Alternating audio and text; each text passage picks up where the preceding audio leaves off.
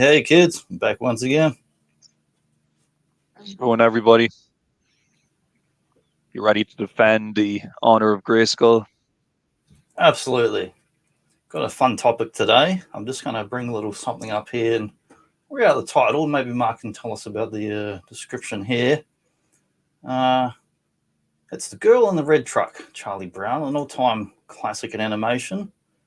And can you tell us about the description there, what this is about, Mark? Well, Charlie Brown and Snoopy receive a letter from Snoopy's desert-dwelling brother Spike, recounting his relationship with a live-action woman. Sounds like an Oscar-worthy romp if I've ever It sounds seen like a one. fantastic children's cartoon. And this is real. This is a screen cap from Internet Movie Database. I didn't make this up. And I didn't know this cartoon existed until this week, but I thought it was just a bit Well, of fun to me. I didn't know it existed till right now. I know there's lots of Charlie Brown specials, but this one's mostly live action with little bits of the horny looking Snoopy cousin with the weird moustache and the hat that lives in the desert. And before we kick off into the main part of the show, we might just have to take a quick look at this. La leçon commence. The lesson begins.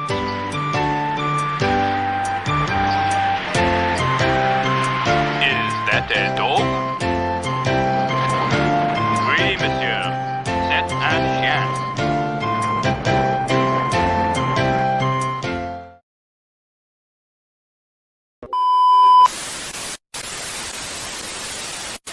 The BBC would like to apologise for the preceding joke that was in poor taste. If you would like to lodge a complaint about this show, its hosts, or the awful preceding attempt at humour, please send all correspondence to Complex 1472 at 10 Acre Field, Scatterbrook Farm.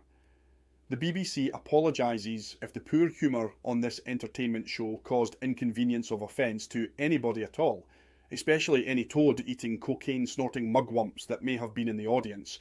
For this we sincerely apologise. Yeah, that's an all-time cartoon classic.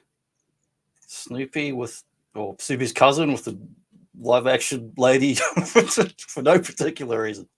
Yeah. Well, look, I'm gonna try and watch it. I'm gonna ignore the On YouTube. IMDb It's rating. on YouTube. I'm sure that IMDb rating was not accurate. I'm sure it's an excellent piece of business. Someone put that in a list of like top 100 80s, 90s cartoons on the Internet Movie Database. That's right, I found it by accident. But the real topic of today's show, of course, is the She-Ra pilot episodes, which are known as The Secret of the Sword, and were also released on VHS as a movie special. Yes, I'm really looking forward to chatting about this one today. And depending on how you actually or where you were living and how you would have watched this, you may have watched this as a feature length, you know, piece, or you may have watched it as the first 5 episodes of the She-Ra series, depending on how it aired or where you were living at the time. So whatever way you viewed it, it's a great piece. It's a great little story and a great introduction to the She-Ra character, which I'm looking forward to getting into today. Yeah, it's a really cool bunch of episodes, and they did, like, when they're trying to sell a cartoon back in the 80s, often would do a pilot, like you do with network TV pilot, like, I don't know, Magnum PI or whatever. But with the cartoons, you'd usually have several episodes that they would sell as a block or sometimes edit to a movie special, which they could then also turn around and sell as a VHS 6 or 12 months later. And if something took off and was popular the next year, they might make an actual show. But often these pilots were made just as a one-off thing to test a concept. They weren't always guaranteed to turn into an ongoing show. It was all dependent on, selling like advertising and network rights and syndication and all that sort of thing. Yeah, and it's similar to what we looked at previously with the Teenage Mutant Ninja Turtles, Yeah. where they had their little, they call it the pilot, but it's really like a mini series of about 5 episodes or so, which gives you a taste of what the show is about, and it's a nice little marketing tool to shop around the various TV studios. And it's like some companies, if they manage to do like a 5-part pilot like this She-Ra or Turtles, that was pretty significant money. Some shows got like just 1 or 2 or 3 episodes stitched together into a 60-minute pilot or movie special. This is a cool piece of artwork here I'm looking at. Is this like an actual official cover or poster for Secret of the I Sword? think what that is it's actual like official artwork, but I think someone's just like gone over it on DeviantArt or something like that to make the colors pop on modern computers and such. I'm not 100% sure. It is proper artwork, but a lot of people have done their fan versions where they've redrawn stuff on, in digital format and that. And the poster here actually says "coming soon to theaters," so I assume it must have played in some theaters somewhere in the USA.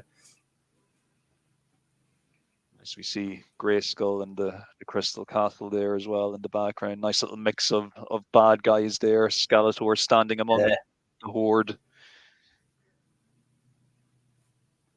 Great still of She-Ra herself. Oh, the Christmas special.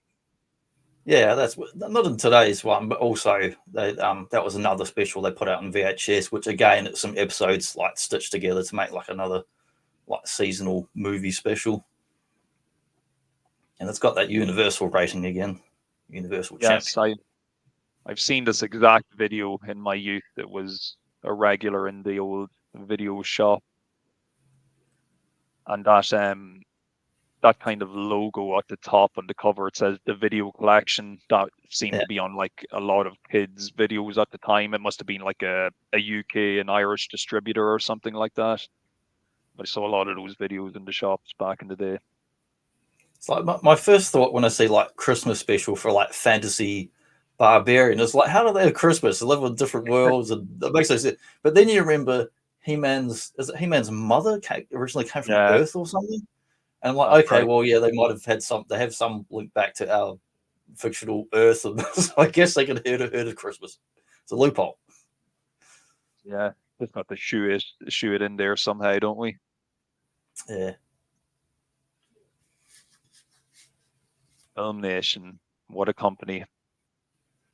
Yeah, they made some great stuff. They did what was it, Thunder, and the other one. I always mix up Thunder and Bravestar. Bravestar is the sheriff guy. Thunder is the dude.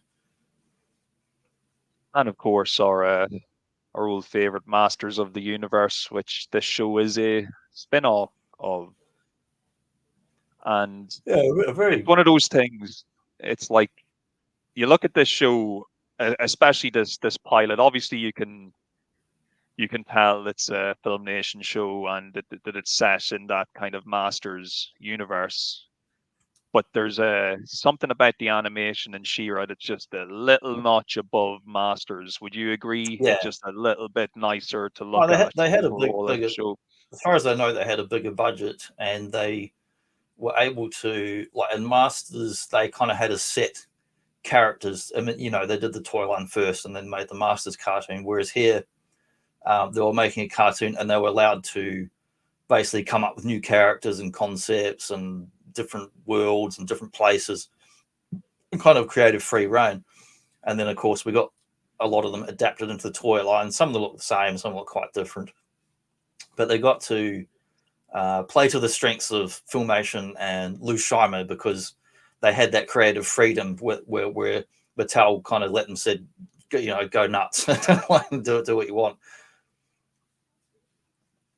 See as well, we're seeing a lot of what will become the regular She-Ra intro, but for this pilot episode, it's tweaked a little bit. There's a little bit of narration over it just to kind of introduce you to the story just before it actually starts.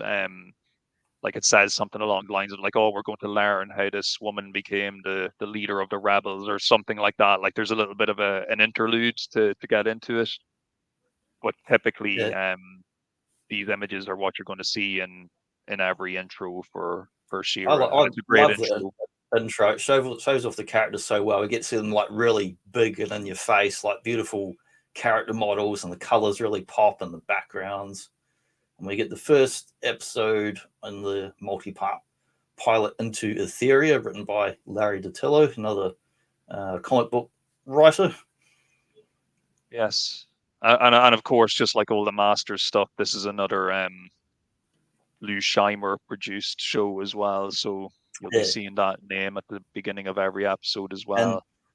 unlike a lot of American companies, which in the 70s and 80s farmed out a lot of animation to Korea and Japan and whatnot, the Lou Scheimer stuff they were one of the last animation studios in America to actually make their own cartoons, aside from Disney, who also started outsourcing stuff too, of course. But so it was very expensive, and making these shows, they didn't last the decade. They got to the end of the decade, basically went bankrupt. Not because of this, because of the downturn in the overall industry, that cartoons and toy tie-in stuff was being phased out and other trends were coming along. And unfortunately, Filmation got acquired by the French makeup company L'Oreal around 89, 90. And Shyman wanted to actually try and salvage some of his other in progress projects at the time. They had other shows they were planning to do. They had other movie specials that were going to go to theaters aiming to do that they'd started, that was on the go. And the buyout, they acquired all these assets and they just buried it. They had no intention of doing anything with any of it. So who knows why they actually wanted to buy it. It was like one of those horrible sort of corporate maneuvers where they just like strip mining this company that was on winding down. So it was a pretty horrible thing to happen. He went through legal actions to try and buy back some of his own materials and stuff, and was pretty much unsuccessful most of it. So it's kind of heartbreaking how the company ended. But the story of it's kind of nice. Like the actual guy, Lou Scheimer, was pretty interesting. He seemed to actually really give a shit about animation and making good quality kids cartoons, and he wanted to put like moral messages in there and stuff, and make them have some substance to them, and not just be like nonsense toy and cereal tie and stuff. Like as well how, the intro for this series, it pretty much just mirrors the Masters one almost exactly, in the sense that, it's shows you your heroes, shows you your villains, gives you always the brief transformation, of them actually saying their Yeah. catchphrase, doing it. Like, it's like you could probably rule them alongside each other and they'd probably match up perfectly with how they're presenting the It's like material. But I familiar just but love it. different. So you kind of get an idea of what you're in store for. Yes. Great theme music as well. I love the She-Ra theme. It's just brilliant. Great theme.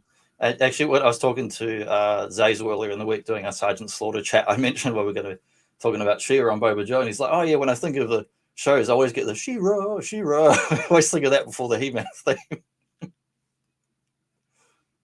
So yeah, we kick off here in Grayskull, and we see the beautiful sorceress asleep in her Having a weird kip. looking bed, and she's having a dream, and she's dreaming about a young child being kidnapped by this mysterious figure, and her and a young man at arms are trying to save the child, but they're unsuccessful, and she wakes up from this dream in a bit of a state and realizes that there's a sword floating beside her bed, and it's a sword that looks quite similar to He-Man's power sword, with the only difference being that there's this kind of large jewel in the hilt. But the sword, it floats and it leads her to a door within Grayskull that opens. So next we cut to the palace. We see Prince Adam. He's like making some breakfast or something with Cringer, and he gets the old psychic message. He gets the old psychic link from sorcerers, like, Adam, come to Grayskull immediately. As we've seen her do many a times in the Masters series. And of course when sorceress calls, you go running, because who knows what she's calling you for. You could be getting Oh, lucky. it's It very could be cold for and any reason. drafty, and Adam needs to go out and buy some pants for the winter because it's quite cold there. That's quite cool. She might need the help of Prince Adam to warm her up in Yes. any number of romantic scenarios that you can think of in your perverse mind. But this is though going back to what I was saying just at the beginning. It was really noticeable for me because I watch a lot of Masters. Like, I usually watch an episode or two of Masters before I fall asleep most nights, and Yeah. I'm just used to that animation style. But when I was rewatching She-Ra here, because I hadn't watched She-Ra maybe in about 2 or 3 years, it was really noticeable to me just how vibrant and how much they've kind of upped their game a notch or two with the animation, because you're looking at characters that you're used to seeing drawn a certain way, like Adam and the Sorceress, and they just look a little bit crisper and cleaner and, Yeah. fresher. So yeah, love the animation. But so Sorceress, she summons Adam and she's basically, look, I'm sending you on a mission through this doorway into another dimension. You have to find somebody who, I'm not going to tell you who they are. You're going to have to find them and you're going to give them this sword. And that's your mission. So Adam, he's got a lot of questions, but he goes along with the plan. And of course, Cringer begrudgingly follows along. He wants nothing to do with it because he's the And he's most sensible not cast in existence. an Eternia too, because once you're going through one of these Castle Grayskull portals, he's off to a totally different realm. That's right. Etheria, a different dimension. So just like our Eternia that we're used to, it's still got all the crazy looking alien plant life Yeah. and green skies and just crazy landscapes that we've seen on Eternia. So it's not a total shock to our senses, at least Etheria. And of course, Prince Adam, who's always supremely confident, he simply steps through the portal and just starts walking about, looking to go find this person. And they come across a town with a restaurant, and they go in to get a bite to eat. Cringer orders the fish, and he hilariously just like sucks it up off the plate, like Yeah, just like that's great. evaporated till there's just bones left. So Cringer and Fishy Adam, delicious. they're sitting down and they're taking in the atmosphere, and they're kind of being watched by a mysterious mustached man with a rainbow colored little companion who's keeping an eye on them. And just as they're kind of settling in and relaxing, next thing the doors kicked open and these three robot looking, though I don't think they're robots quite yet in the series, but they're horde troopers. They enter into the restaurant, everybody goes quiet, the music stops playing. The horde boys, they sit down and order a drink, and one of them turns to the guy playing the harp and he's like, "Oh, start playing again, and it better be something good." So the harp guy, he's all afraid, he starts playing his music, and the horde dude decides he doesn't like the sound of music that's being played, so like he just lasers the shit out of the dude's harp and like wrecks it. And of Yeah, they're course the guy nasty is dudes. they're nasty dudes, and the guy, he's understandably distressed. I think he says something like, "How could you fiend?" Which of course is fighting words in the language of the horde. They can't believe one of these peasants would dare stick up for themselves. Yeah, So because they're the dominating force, so they don't expect any nonsense from the people.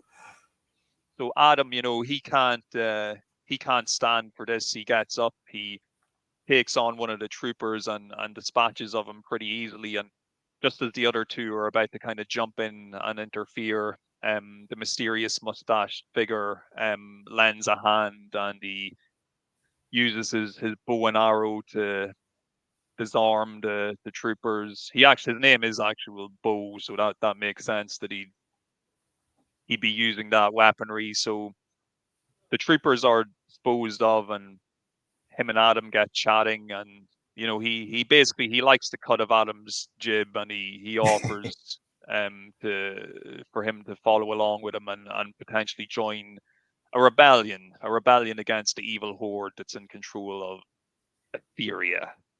So that's our kind of our opening moments and introduction into the world of Etheria. What did you think of the overall kind of just vibe and how they jumped into the story here? I love it because you get the heroism of Adam. He's in a different, he's out of town, but it's like going to a bar or a Western bar fight sort of thing. Like the bad guys come in, he's like, "I'm not taking any of this." Starts like wrestling with them, throwing them around the room and suplexing them. And then Bo, who's like, the rebellion guy, he's got his cloak on, but he pops up and he's like very masculine, very camp with his outfit, but it's also very superhero looking outfit. He's got the boots and the Superman kind of pants, and you can tell he's a very heroic looking figure. And I like that he just, when he sees Adam getting into, he just stands up with these guys, and they just like absolutely trash these three evil horde troopers. I think it's an awesome opening, and they see that they haven't met, but they're like friendly. You can see they're on the same kind of side, fighting against the evil forces. It's it's a really good introduction, I think, just to the overall kind of show and this new environment we're going to be in. And Adam, he's the stranger in the strange land, but it's still recognized by the onlooker Bo that he's a good-natured man, and probably the type of guy you'd want to have joining your rebellion against these evil horde forces. Of course, we cut to the actual fright zone, and we see this one of the stooge peasants from the village is reporting to Hordak, who's going to be the main villain of this series. He's telling him that 3 of the troopers were attacked, and that there's rebels in the town. So Hordak, he won't stand for this. The supremacy of the horde must not be questioned. So he sends some of his warriors out to deal with these meddlesome rebels in the village, and we'll see a few of the kind of surrounding horde characters now, like Scorpia and Montana. So they're sent off to the village to start rounding up villagers and transporting them away to be imprisoned. We also get a nice wee look at Leech here as well, who always looks very cool in his animation form. It's nice. On a total side note, if they do end up, which I'm sure they will, when they end up doing a cartoon collection, She-Ra, I definitely would pick up a Leech from the cartoon, because I always thought he looked really cool. Yeah, it's a cool look. They've done a Masterverse one too. It looks quite nice. So Adam, he's brought to the rebel camp. He's introduced to everybody, and a lot of characters that are going to be, making up the kind of good guy squad in the show going forward, and Glimmer and Bo and all the rebels. And you can kind of tell that they're a bit of a disorganized band. They're not overly sophisticated, but they get Adam on side, and word reaches them that the horde are attacking the village, and that they're rounding up suspected rebels. So Adam and the rebel force, they make their way to the village to fight these evil horde forces. And we get to see kind of a few of just the kind of the other characters and actions now, and now like Bo and these guys, they'd start using their powers to help out. But of course, Adam, he does what he always does. He finds a quiet little nook and cranny to hide in, and he draws a sword, and he calls upon the power of Grayskull, and he becomes He-Man, and Cringer becomes Battle Cat. And as soon as they join the fight, shit gets real, because the rebels aren't really doing they're not really doing a great job of trying to stop the horde. But as soon as He-Man and Battle Cat enter the fray, some proper ass kicking starts going down. Yeah, some cool action. Oh yeah, they rip ass. We see here though our first kind of good look at Adora, the captain's guard or whatever to the horde. Yeah, like I think it's called like Captain of the Guard or something like that. Yes, yeah, she's high up in the horde rankings. Yeah, she's running the show there locally. But she takes a few shots at He-Man, can't get him. They have a confrontation where He-Man realizes when he draws the sword that Sorceress has given to him, it shows Adora in the jewel, which indicates that she is in fact the person who he's supposed to give the sword to, which totally confuses him, because he thinks she's some like evil captain of the guard. So why would this sword need to be given to her? And but just as he's pondering, sorry, go ahead. Yeah, it makes me think of Star Wars, where like if Skeletor was Darth Vader, Hordak would be the emperor, except he's conquered his realm and he's in charge, whereas Skeletor's always fighting back and forth with like Randor and He-Man. And then like He-Man's like Luke and She-Ra's like this lost sister, but also, oh, she's got this special connection we didn't know about. He's also got the Force, like Princess Yeah. Leia. But yeah, just as he's about to kind of question her or see what the situation is, he gets stunned with a stun bolt from a Horde trooper that's snuck As you in do. beside him. So the episode ends with Adora picking up the sword and kind of contemplating it and beholding it, and we, of course, get our classic "to be continued." And so depending on which version of this you have been watching, you may get the episode break now, where you're going to get the be continued, and you're going to get a little preview of the next episode before the credits. Or if you're watching the long feature length one, it's just going to flow into the next part. But as it aired in TV syndication, we got our little cliffhanger here for the end of the Or first if you're chapter. watching the DVD that I ripped my personal DVD disc set, so I had to, luckily I can just go boop and press the button and get on to the next episode and not watch all the credits. I haven't got my other Hordes out, but I got my Snake Trooper guys here in that same body. They're black, of course, rather than grey, and they got their little pokey sticks. Yeah, good for poking people with. Yeah. I love the design of the Evil Horde armor, and that is such a cool classic design. They're very generic in many ways, but also just, I think the design just looks awesome. Yeah, I do like one thing. Like, don't get me wrong, I always loved Skeletor's evil warriors, and they're a very kind of eclectic bunch of villains. And the Horde are similar, but the one thing I do like about the Horde is how they all kind of display the Horde gang logo as such. Like, they're all wearing their Horde gear. It's like NWO showing up here. Like, we've all got our flag and our logo, and like this is how we roll. So we're kicking off part 2 here. It's called Beast Island, and we got a quick kind of recap of what happened at the end of the last episode. And He-Man's been captured. The rebels are in distress. Glimmer's trying to kind of rally everybody together. And they get word that He-Man was brought to a place called Beast Island, which is where the Horde have a big prison camp. So that's where he's being held. And it's a really nasty looking place. Very nasty looking place. It's like an island made of giant bones or something. It's almost Giger-esque in its design. It's it's like dead megalithic creatures. It's like perfect location for a prison.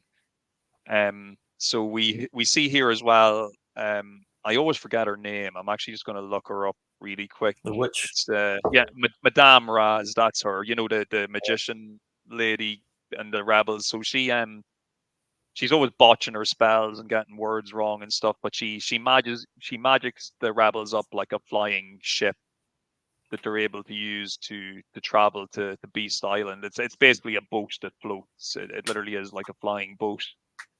And they make their way to Beast Island, but on their way there, they encounter Hordak's ship, and he shoots them down, and they crash land on Beast Island. Thankfully, mostly everybody's okay. It's a relatively smooth landing considering they were like shot down from the air, but that's how cartoons work, I guess. Now, how do you know it's Hordak's ship? Because he got his face on the front of it as well. And see, that's the thing like about the Horde. He knows his brand. He knows his brand. He's like, just my face, my logo, everything all the time. It's very impressive, like the bloody Empire and all that in Star Wars. It's just like, no, obey, submit. Yeah, well, you got to get that standard out there. These peasants got to know who you are and what you're about. Fly that Horde flag. And we see, Hordak, he's consulting with Shadow Weaver, and they're discussing this strange man that Adora has captured, and they're wondering how he's so powerful. And Adora is kind of still considering what the deal is with the sword, and Shadow Weaver senses that there's something just a little bit off about Adora, that she may not be totally on the level at the moment, even though she's been a loyal Horde subject up until now. So we're planting some seeds here for a transformation that's going to be coming not too long from now. So yeah, while all of this is going on, the rebels they've kind of recovered from their crash, and they're beginning to make their way through Beast Island to pretty much kind of make their way into the prison and try their best to free He-Man, who's being held in some type of weird like energy chains. We've seen it a million times in Masters, where it's like they're made of a special energy where even someone as powerful as you, He-Man, you can struggle all you want, but the chains will just get stronger. It's just a little bit of magic physics at work there to keep you in jeopardy Yeah, it reminds me of the old momentarily. Wonder Woman comics, get the old hero in chains. Yes, you ain't going nowhere. But once again, things are about to get cray. The rebels, they think they've managed to kind of sneak into the prison successfully, but they're intercepted by the Horde forces, and lots of craziness kind of kicks off. And while all this is going on, I'm trying to remember, is it yeah, I think before all the real craziness goes down, He-Man had kind of had like a moment alone with Adora, where he's like, Yeah, why do you work for the Horde? Can't you see they're evil? And she's like, what are you talking about? They're benevolent, and they it's all I've ever look after known. the planet. And He-Man's like, well, have you actually ever, walked around the planet and seen how they run stuff? And she's like, oh no, I mainly just hang out in Fright Zone and Yeah, only go out when I'm told it's to go like and if like you capture people. grown up in a real life warlord dictator situation, but you've only been part of the inner rich circle and not seen all the devastation around you. Like, oh no, they're a great bunch of lads. What's wrong with them? She doesn't know any different. But she is kind of taken by his words, because he's like, look, I know you don't believe me, but why don't you go and actually take a little walk around the outside world and see how the Horde really do treat people? So we do see that when she goes back to the Fright Zone, she kind of sneaks out on her horse, on her trusty steed, and she comes across kind of numerous examples of Horde cruelty. Like in one example, she's looking at a farm where Horde troopers showed up to collect his tax, and then he also decides to take the boy's horse, and the little farm boy is very upset that they're taking away his horse, but the Horde trooper just laughs at him and brushes him aside. And there's a few other moments of just she comes across another farm where it's been burnt down, and she asks the villagers what's happening, and it's like, oh, well, the farmer who owned that farm apparently said that the Horde's taxes were too high, so they like burnt his farm to the ground. So she's getting lots of good examples here of why the Horde may not maybe be the Yeah, a great bunch of folks to be hanging around with and working for. and there's some real world parallels there too with your human history and wars and dictatorships and communism and whatnot, where you've got a ruling force has come and taken over a country or conquered a neighbor, whatever, destroyed a lot of the infrastructure in the process, but then after the conflict has ended, now the dominant power haven't built any new infrastructure. So people are starving. They don't have their crops. They're just, they're just like disenfranchised people, and the whole land is messed up. Yeah, it's like you may as well be living in North Korea there, Yeah, Adora, as far as you're concerned. But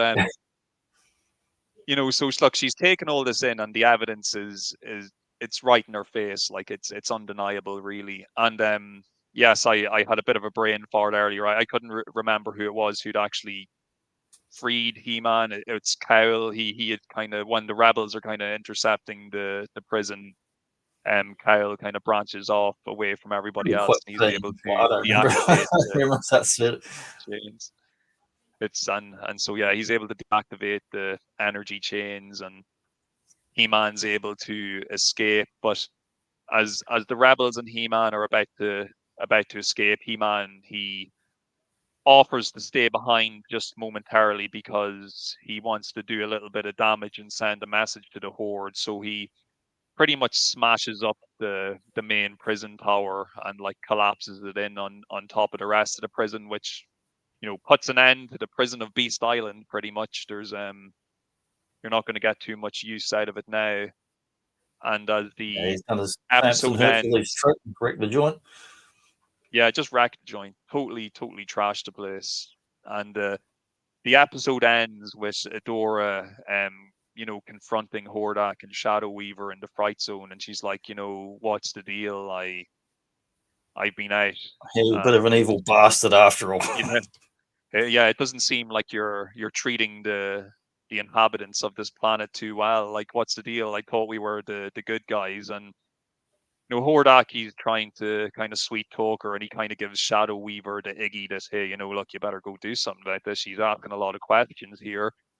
So Shadow Weaver, she goes down to Adora and she's like, "Oh, my child, do not worry, and I'm just going to put this spell on you that's going to make you forget everything that you've just witnessed." So the episode ends with Adora kind of almost being reset back Yeah, like to just brainwash. being the Magic. brainwashed. And yeah, and of course it also ends with Hordak speculating about the nature of what's going on, and how this He-Man person who showed up is seemingly pretty much throwing a real spanner in the works as far as the Horde's Troublemaker. day-to-day running of the planet is. So he's going to have to be dealt with For sure. taken care of. And which takes us on to the next episode. Just before we get there, I'm just going to show a little overlay here. In some of the comics and the action figures, we get to see Adora with short hair. This is like a Force captain outfit or captain of the guard or whatever. I guess it would be something like Man at Arms or something like that. I don't know the exact equivalent in fictional, mythical, military, whatever. But we get to see her in the Hordak style costume and the insignia, and it's a pretty cool design. Like, I would happily buy if they did a modern Masterverse one of that. I would buy one of those for sure, because the classics one goes for an absolute fortune, and she does occasionally turn up some of the modern comics in that outfit. Yeah, I'm really looking forward to the Origins people maybe taking a stab at doing some of these versions of characters, or the Masterverse ones as well. Like you were saying, would be pretty cool. I got lucky last year or so. I picked up some of the old Matty Club collector classics, which a lot of them sell for crazy prices. But an Aussie collector, I think it was actually in my state too, had some really good bargains on there. I picked up the Filmation old Matty Club Modulock. I got Grislaw, and who was the other guy? I can't remember the third guy now. Yeah, Modulock, Grislaw, and Mantenna, all in the Filmation animation style, and they're exactly like, they look just like they walked off the screen. They look absolutely beautiful, and that was why I knew when they did the Masterverse Shiva and Hordak, those are the two I really wanted to get in there, which I did pick those up, because I just love the character designs in the show so much. They're such really good designs. They really are. And and I've got the whatever way, I know well.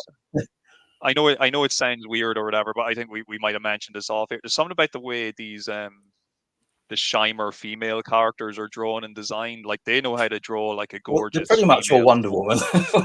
Yeah, they're all athletic goddesses, and all spectacular looking. And that's a great She-Ra figure right there.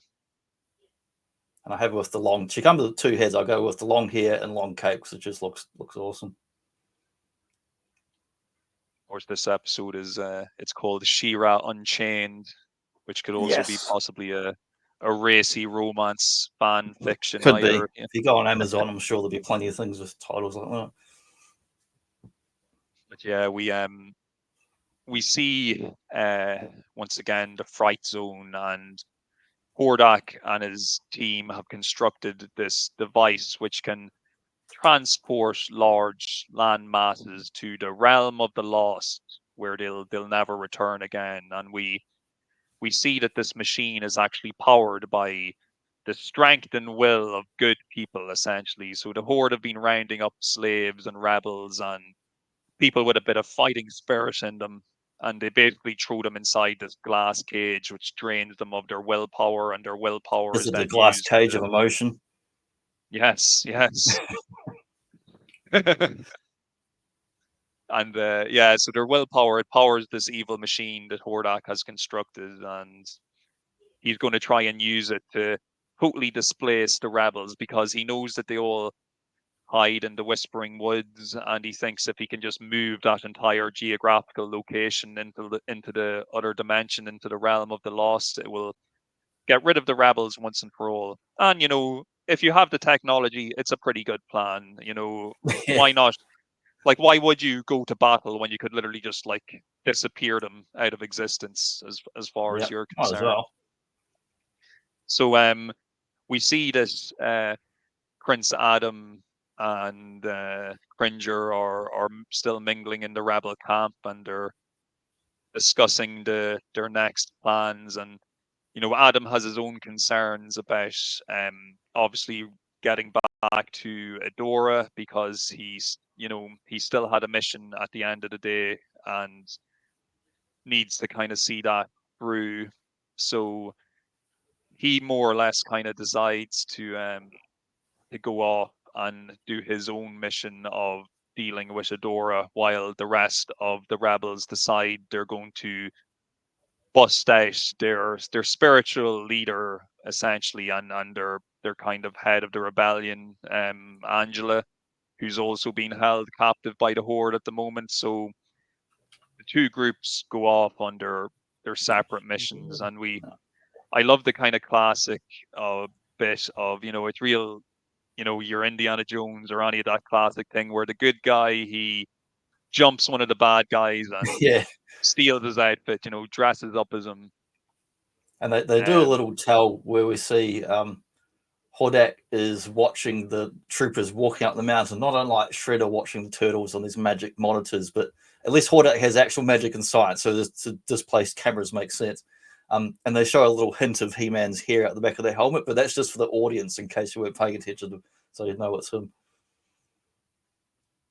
Hordak, though, he's a sharp dude, because he's like, oh, that trooper seems to be lagging behind a bit. He knows that there's something suspicious about this trooper at the end. So He-Man, though, as far as he's concerned, he's skulking his way in. He's going behind enemy lines. So he comes across Adora and he pulls her aside. He unmasks to reveal that it's him. And at first she's going to alert the Horde to his presence, but then they kind of stop and have a little bit of a chat. And he's like, well, look, I asked you to go out and, walk the streets.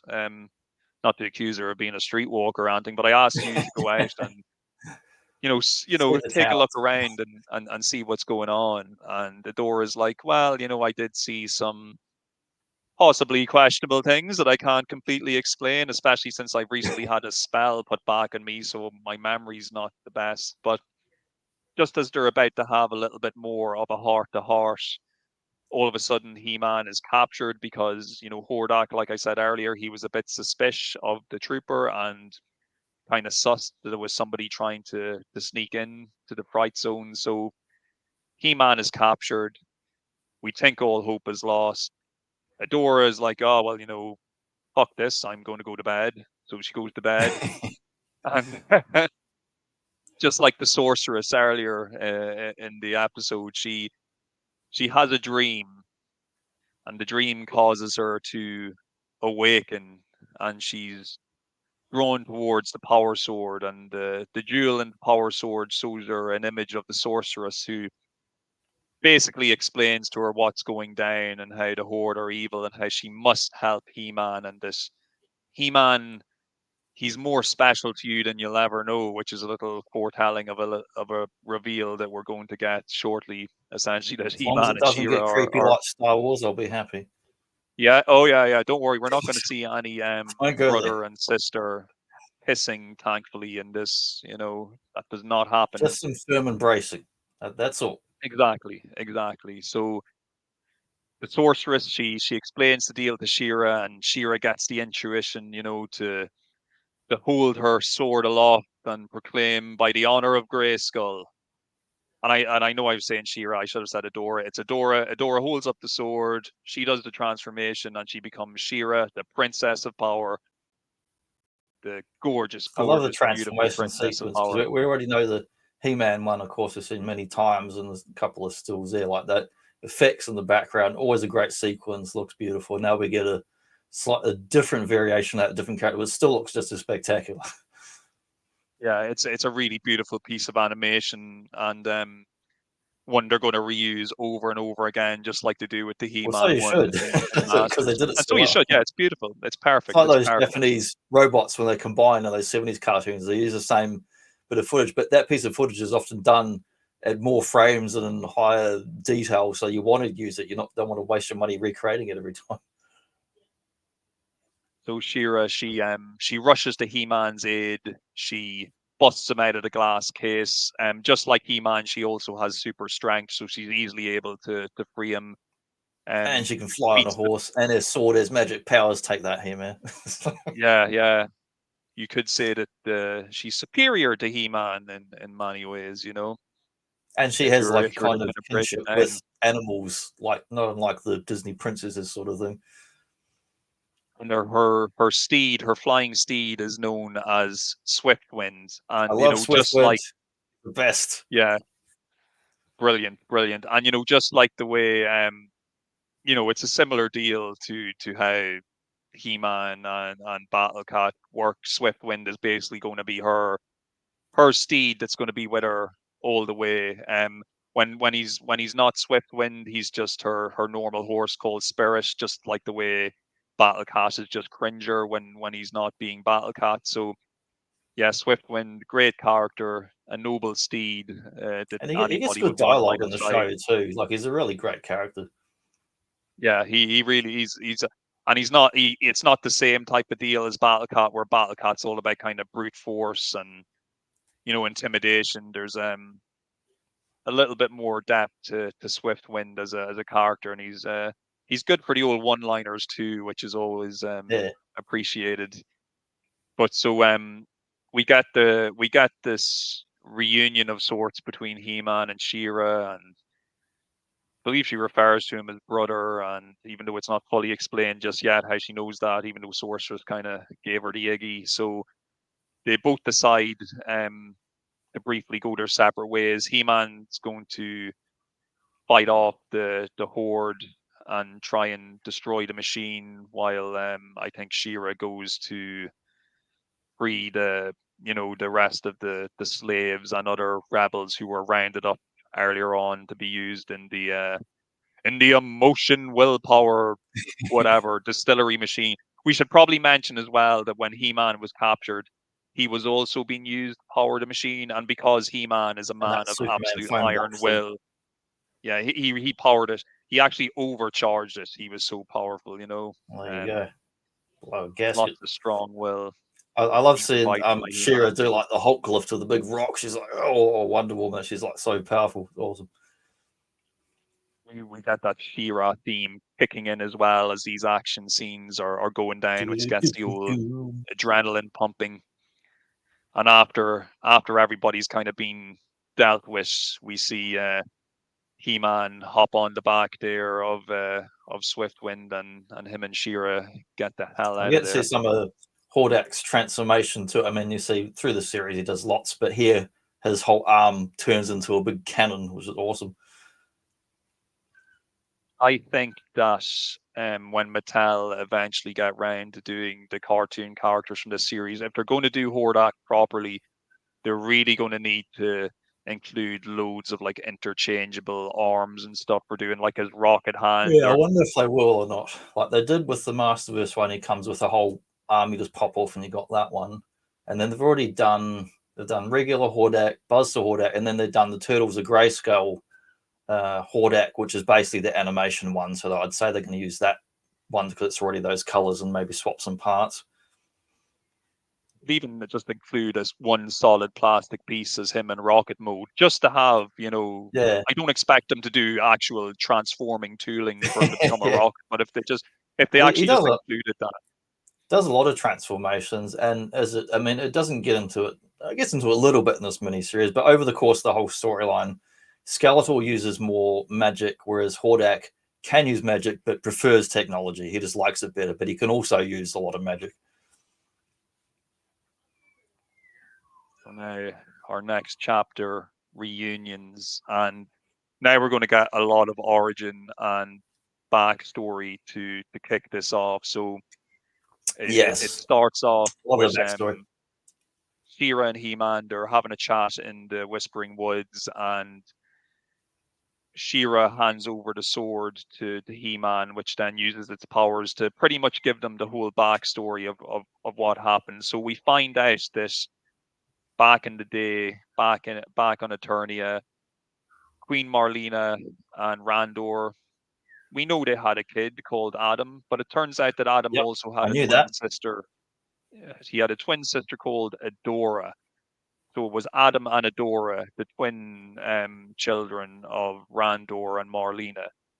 But one day the Horde invades. They come from another dimension. They're like a technological war machine, and they go to war, you know, with the Eternian forces. Now, the way it's kind of told in the story is that they're easily kind of pushed back, and you know they've met their match when it comes to dealing with Randor and his military might. But in an act of desperation, Hordak actually invades the royal palace with the intention of kidnapping both children. He wants to get Adam and Adora, but he only manages to get his hands on Adora before escaping, before a young man at arms shows up to kind of put the kibosh on the whole thing.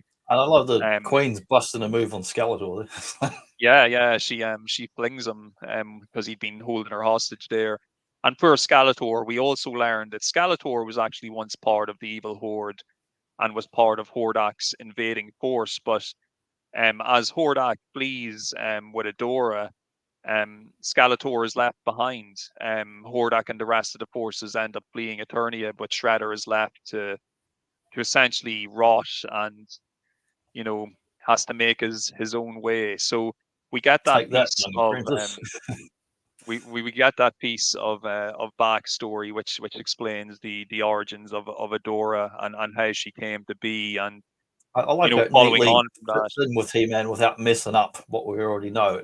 You know, Yeah, it's really, and like that's the beauty of having this kind of take place in an alternate dimension and planet, because you know and it makes sense, like, you know, your parents probably aren't going to constantly bang on about the evil mechanical man jumped through the window and stole by your the twin way, the sister. weird guy with a like skeletal looking face, not the one you know, a different skeletal looking face guy stole your sister you didn't know about. Never mention it again. Yeah, never mention again. But look, you know, we could probably get really deep into the weeds when it comes about it to the parenting skills of like Randor and Marlena. Like they're probably not the most astute parents when it comes to paying attention to their children's But whereabouts they're and also stuff like that. running a royal kingdom and running a military, so they've got a lot on their plate. Yes. And of course, Queen Marlena, she's like a former astronaut who just happened to crash land on this planet, you know, so her life's been like a whirlwind up until this point. Yeah, But yeah, we got our bit of backstory and origin to Adora and how she came to be. Of course, she also mentions as well that because she was kidnapped at such an early age, it was easy for Hordak and Shadow Weaver to kind of brainwash her and condition her yeah. into just essentially being a loyal subject to the Horde. And the fact that she mainly was living in the Fright Zone and never venturing outside into the real world kind of made it easier for them to control her, and she never really questioned what the Horde was or what their intentions were. One thing, though, I have to say I do find funny when I watch this stuff back is the Horde constantly refer to themselves as the evil Horde. Like the clues kind of in Evil. the name. Whoops. Spoiler Like alert. like Hordak's like glory to the evil horde. It's like maybe you should have called yourselves the good horde, and then people would have The good accepted you more. Not completely evil horde. So we still also, while this is going on, we do still also have the side quest, I believe, of Glimmer, Bo, and the rest of the rebels wanting to free Angela from the Yes, clutches who's of like the horde. Glimmer's mother, I think. Oh, there's my Hey, sweet hey. gag. You wouldn't steal a car. You wouldn't steal a baby, which is a reference to those old anti-piracy DVD ads from the UK. But you also got them on hundreds of Australian DVDs. I still see these now when I watch an old movie. They come up and you can't skip the damn things. Yeah, you wouldn't down a rake of pints like I did last night. You would Which, drink by a the few way, pints, folks, would steal a car, but steal a movie, and steal a baby, all on the same night. What a night yeah, it was!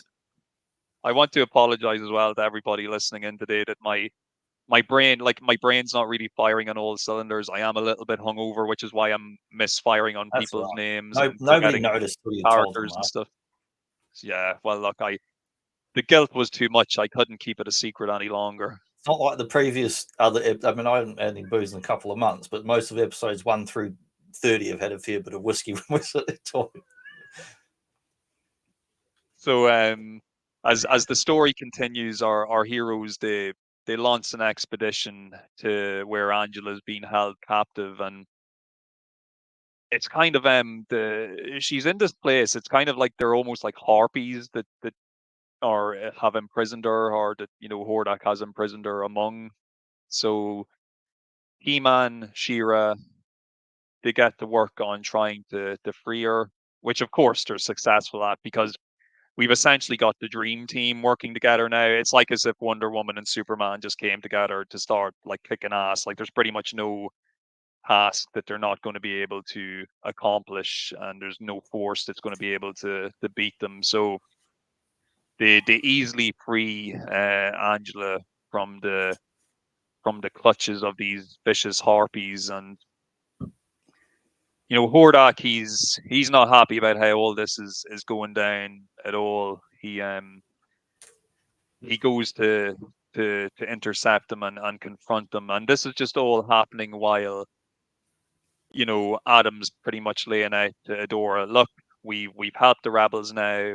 It's time for you to come with me. I'm going to take you to Eternia. We're going to go through the dimension. You're going to go get to meet the sorceress and meet the folks, and we're going to have a great old time, and we're going to have a nice wee reunion. So they do end up going through the portal gateway, but Hordak also ends up going through because he's in his rocket mode pursuing them, and he actually just kind of flies straight through the gateway in his rocket mode. It's a pretty funny moment where he actually appears on the other side of the gateway inside Castle Grayskull in rocket mode and just like blows a hole right through the wall before he even knows where he is. He's like, "Where am I?" Bang! Right through the wall. Yeah, it's fun. We get to see like He-Man's crossed into the world of She-Ra and met all the characters and such here. Now we get to see She-Ra crossing back into the more familiar world of Eternia with Man-at-Arms and Teela and such. And it's great we get to see this. Adora, she's reunited with Randor and Marlena. I love the way it's one of those things. I know it's a children's cartoon. We should not dwell on these things, but Randor is like, "Oh, Adam, you've made me and your mother like the happiest parents alive by bringing Yeah. your twin sister back to us." Once again, though, without any apology for well, I never actually mentioned to you before that you had a twin sister in the first place. It's just like, thanks so much for bringing us our daughter who we didn't even know that you knew about. But there you go. So while this reunion is going on, we see that Hordak, who after realizing it's Eternia that he's landed in, he makes his way to Snake Mountain, and he's checking out the place, and he's like, "Oh, Snake Mountain, my old stomping grounds." And he goes inside, and he's like, "Oh, and look, there's my old throne." And just as he says that, Bone Throne. Skeletor appears behind him, and he's like, "It's my throne now." And we get the showdown between master and apprentice, student and teacher, as Hordak, he tries to spin Skeletor a line of bullshit at first, but Skeletor's having none of it. So they have a little back and forth battle of magic and power, which kind of ends in a bit of a stalemate with Hordak essentially getting Skeletor to agree to helping him fight Adora, because he tells Skeletor the whole deal. And Skeletor, he's totally unimpressed. He already hates He-Man. He does not want like a female version of He-Man running around. So he agrees to help Hordak take them down. And of course, we I also like get that to he's see some of our regular Skeletor's warriors, like it's cool to see his minions. Beastman I like and to the guys. get to see the Skeletor Hordak kind of face off, and they're kind of like evenly matched. And then it's like, oh, you abandoned me and did all this, and then it's kind of like a bit of a conversation, like old friends or brothers haven't seen each other in a long time. It's like, oh, you're evil, I'm evil. Yeah, I guess we'll team up because there's a bunch of guys we want to get rid of. We might as well team up for now. Yeah, it is. It's a nice reunion between the two. Brothers of Destruction. It's like Kane and the Yes. Undertaker. It's like temporary alliance of evil to get rid of the people we don't want. We do get the hilarious moment where they're throwing a party for the return of Adora in the palace, and everybody's joyous and celebrating, and all of a sudden the doors open, and the cake is wheeled in, but it's not really a cake. Oh man, It's just a ruse. It's actually Hordak and a bunch of Skeletor's evil warriors, and they jump everybody. They capture Adora. Hordak does a lagger with her, and of course we see here the always very cool Skeletor's collector ship flying by. We're actually getting to see quite a few of Skeletor's warriors show up for this. So we got Triclops, we got Beastman, Trapjaw, Webstore, Cobra Khan. They're all here. They're all helping out to try and rid Eternia of this new menace. But Adora, just like Adam when he's in his Adam mode, she's actually quite clever and adept, and she gives Skeletor's warriors the slip pretty easily, and she's able to get a moment to herself to do the transformation into She-Ra, so she's able to kick some ass. And just like He-Man often does, she beats the absolute piss out of Skeletor's warriors, and ends up flinging them in the jail cell that they'd intended to put her in. So it's all kicking off here in Snake Mountain. Indeed it is. Yeah, it's cool getting to see all the different minions and such. Yeah, and it does feel like a big kind of, like if you're watching this as a feature-length movie, it probably does feel like a big coming together moment where like all our good guys are uniting and all our bad guys are kind of uniting, and it's all kind of pushing towards this big crescendo. So we end up in a situation where She-Ra, she's been freed, but she's like, look, I can't stay here on Eternia, because as long as Hordak and his forces are still ruling Etheria, the rebellion's not going to make it. The people are going to be oppressed, and the land will be destroyed. So, like, it's my responsibility. Like, I feel that I need to go back. So it's like the call she of the kind of lays heroine. Yeah, and look, and obviously Queen Marlena and King Randor are not pleased that their long lost daughter, who they've just been reunited with, is now telling them, well, look, sorry, Mom and Dad, it's been nice, but got to do what I got to do. And of course, Sorceress, she understands, it has to be done, and she gives her support and her blessing. And both Adam and Adora actually end up going back through the portal, because they're going to join forces again one more time. They're going to team up with the rebels, and they're going to smash through Hordak's forces in order to take back one of the when he towns punches that like captured. tank APCs, like it just like crumples. It's so good.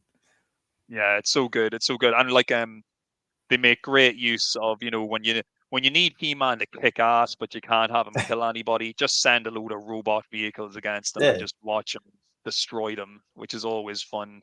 I always love when they do the camera angle of He-Man actually punching towards the camera to destroy something. Classic. So yeah, the Horde's forces, they're totally smashed to shit. They're completely overrun thanks to the help of He-Man and She-Ra, and they're combining forces with the rebels, and it's a big moment for the rebellion. It's like their first true victory in this war against the Horde, and it kind of just ends up setting us up for the rest of what the series is going to be. It's going to be She-Ra and the rebels of the Whispering Woods, doing battle against the evil Horde, and their quest to free And Etheria. It's an uphill battle because unlike in He-Man, where he's regularly fighting Skeletor and there's a lot of magic and back and forth and kind of a tug of war, She-Ra, I mean, Hordak is like the Emperor or Darth Vader of Star Wars, and it's like, no, they've conquered the entire land, so they've got this little rebellions, little pockets of people trying to stand up and fight back. So they're completely unevenly matched. So they can make any dent at all as like a big, victory for them, really. Yeah.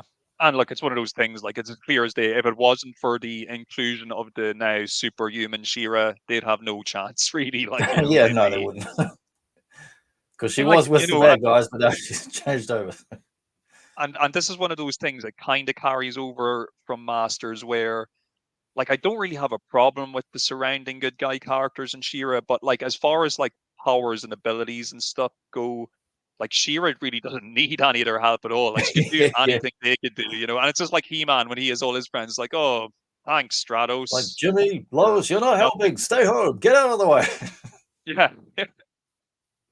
It's that time. Like, we need to sell toys, though, I suppose, and we need these. And I do like characters. the good range of characters again on the show, though. There's a heap of like heroic figures, heroes, heroines, villagers, townspeople, and then all the little kind of pixie-ish weirdos and trolls and monsters and witches and all those kind of stuff that fill out the different lands.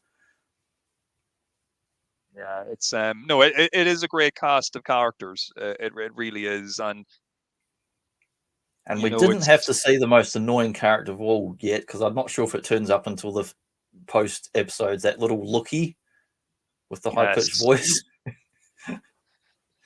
Yeah, he's just there for the young kids, because he's always hiding in the ongoing series as the little character's little sprite doo-doo turns up and he hides in a freeze frame in the background, and it's for younger kids to try and find them in the background of each episode. But his voice is incredibly annoying. Yeah, like, nearly all the rebels kind of offense and powers is based around, like, magic arrows or just general kind of sorcery to fight the evil Horde.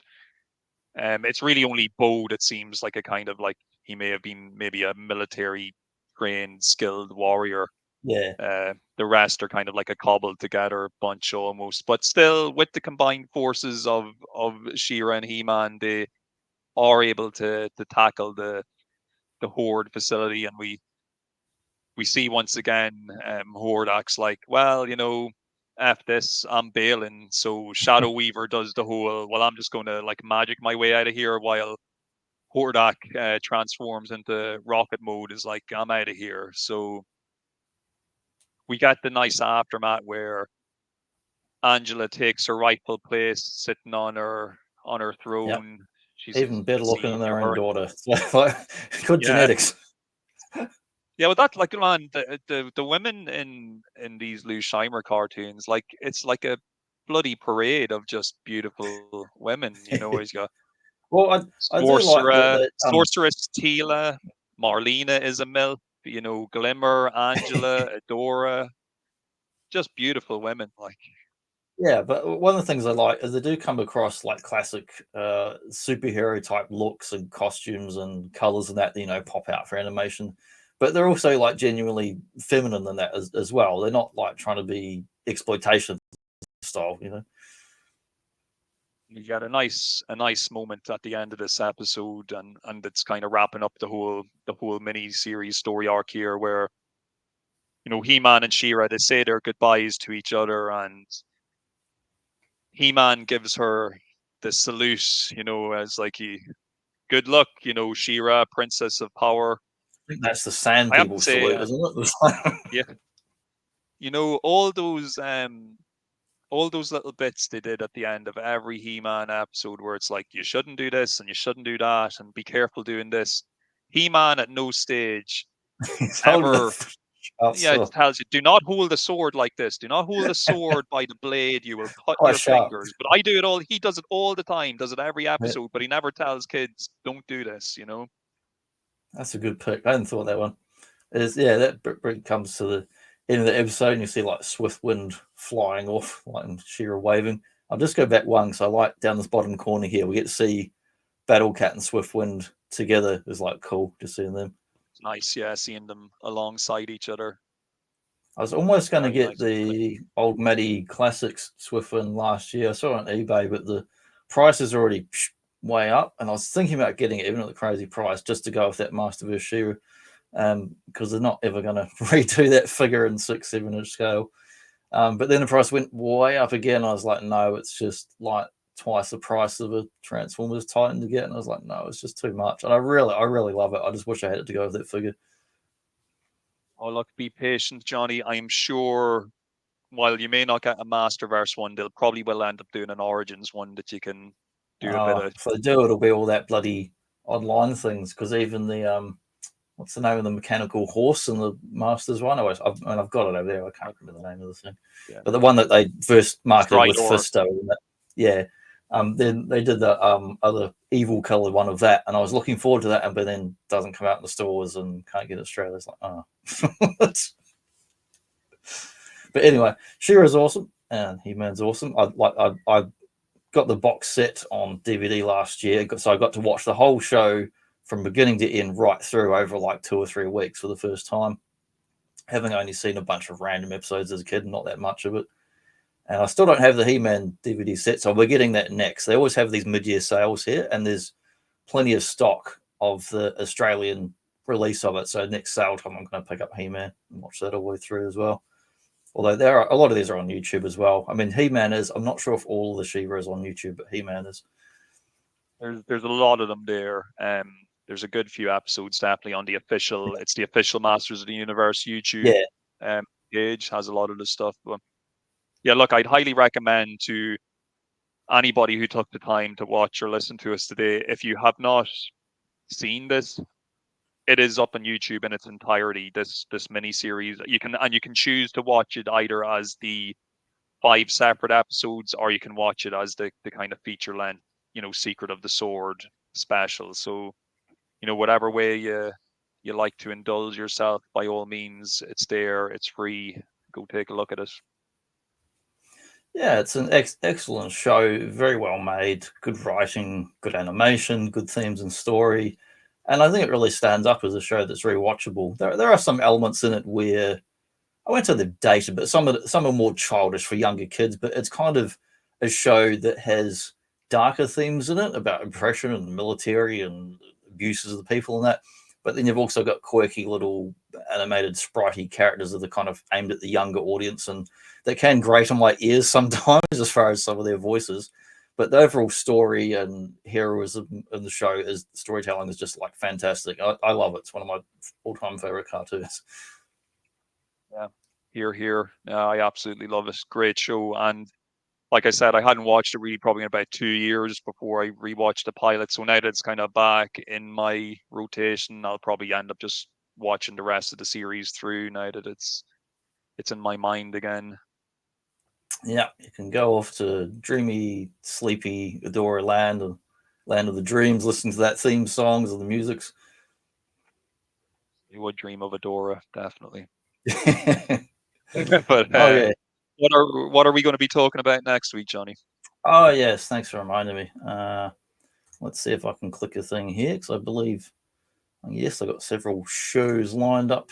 We have Magnum PI pilot, because it's kicking off pilot season. By the way, you're going to be doing Magnum, MacGyver, A-Team, Knight Rider, not all at once over several weeks and episodes.